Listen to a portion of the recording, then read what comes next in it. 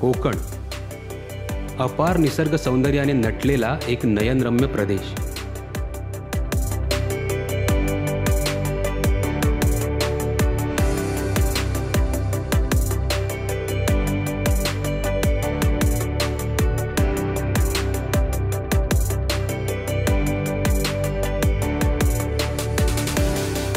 कोकण म्हटलं की आजही सर्वांसमोर उभे राहतात उंच हिरवेगार डोंगर, नद्या, खाड्या आणि अथांग समुद्र।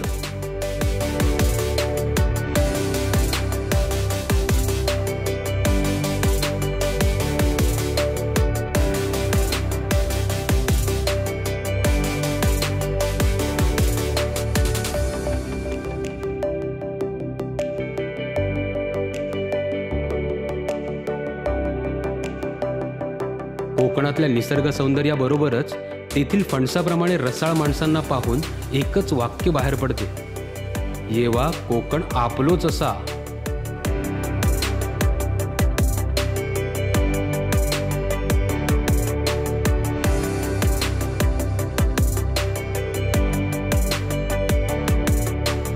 महाराष्ट्राला सुमारे 720 किलोमीटरचा समुद्रकिनारा लाभला आहे। कोकणच्या या किनाऱ्यावर आणि समुद्रात असणारे अनेक गडकोट आजही दिमागदारपणे शिवस्वराज्याचा इतिहास सांगत उभे आहेत।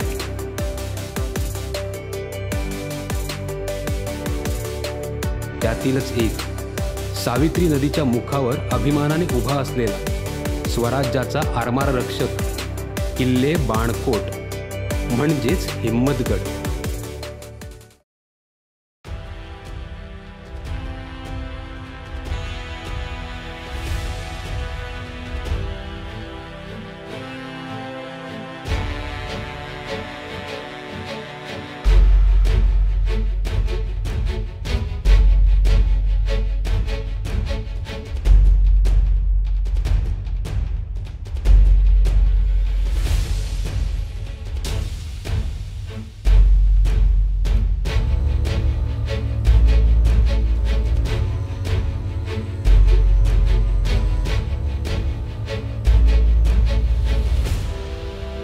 जय शिवराय, स्वागत आहे आपलं शर्विका म्हात्रे ब्लॉग चॅनलमध्ये।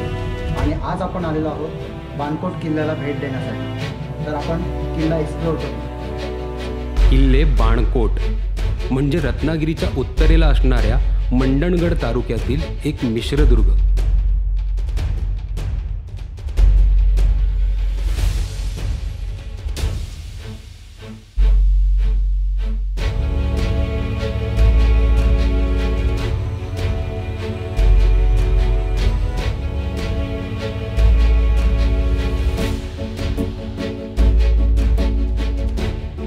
किल्ल्याचे समोरील भागातील 2 भक्कम बुरुज आणि मुख्य दरवाजावर असलेली गणेशपट्टी किल्ल्यात प्रवेश करतानाच नजरेस पडते।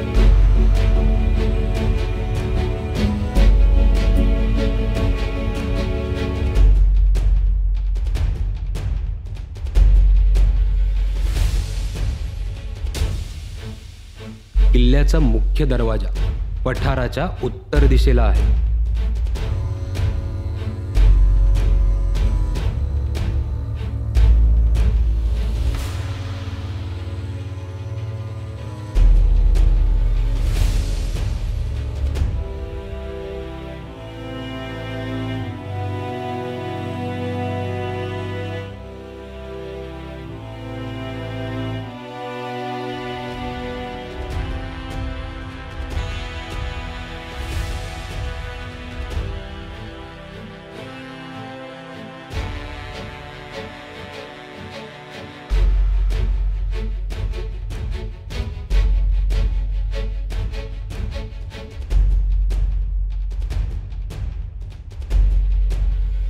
प्रवेशद्वारामध्ये असणाऱ्या पहारेकरांच्या देवड्या लक्ष वेधून घेतात।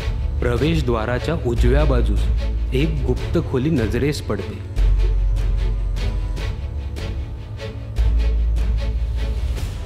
तर डाव्या बाजूच्या पायऱ्या आपल्याला थेट गडावर घेऊन जातात।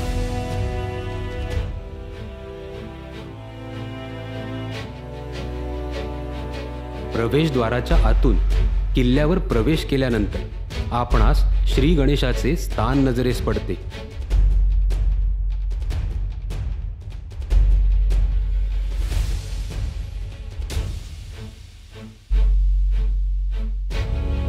लाल पाषाणाच्या टेकडीवर बांधलेल्या बाणकोट किल्ल्याची तटबंदी अजूनही चांगल्या स्थितीत आहे.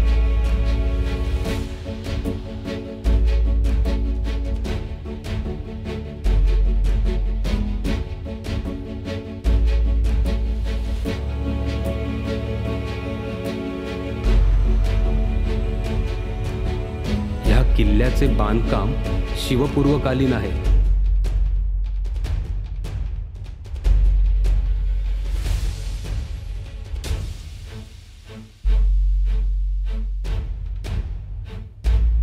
बाणकोटच्या किल्ल्याने अनेक सत्तांचा उदय आणि अस्त आपल्या डोळ्यांनी पाहिला आहे.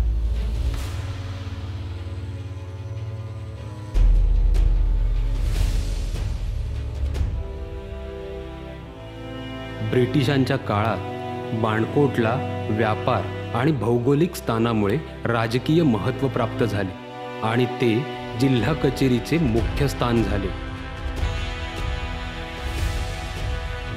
महाडची सावित्री नदी याच बाणकोट किल्ल्याच्या पायथ्याशी असणाऱ्या बाणकोट खाडीला येऊन मिळते, म्हणजेच समुद्राला मिळते.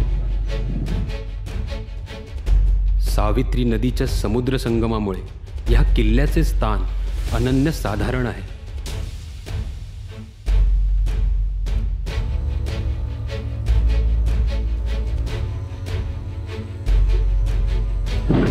समुद्रमार्गे चालणाऱ्या व्यापारावर लक्ष ठेवण्यासाठी या किल्ल्याचा वापर केला असावा.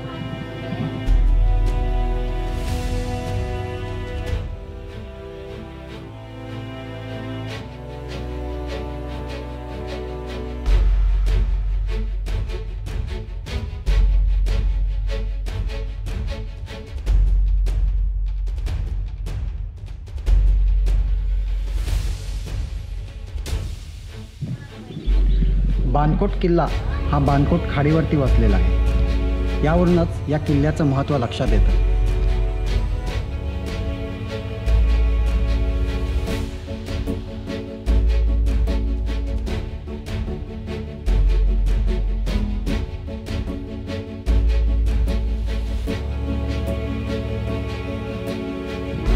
आपण माझ्या मागे बघू शकताय की बाणकोट किल्ल्याच्या थेट समोर बाणकोट खाडी आहे. या बाणकोट खाडीवरूनच किल्ल्याचं बाणकोट असं नामकरण झालं असावं. किल्ल्यासमोरील खाडीपलीकडे असणारे हरेहरेश्वर तीर्थक्षेत्र आणि बागमांडला गाव सहज नजरेस पडते.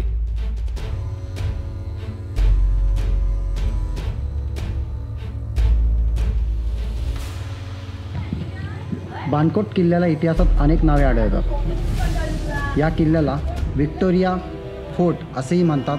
त्याचप्रमाणे मराठ्यांनी या किल्ल्याचे नाव हिम्मतगड असे ठेवले.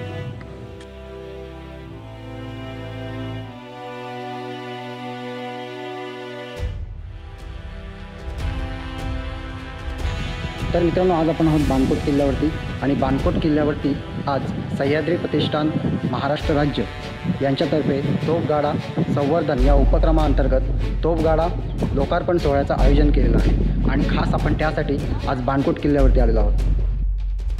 गेली शेकडो वर्षे ही तोफ ऊन, पाऊस, वारा ह्यांचा मारा सहन करत प्रवेशद्वाराच्या समोर जमिनीलगत पडून होती.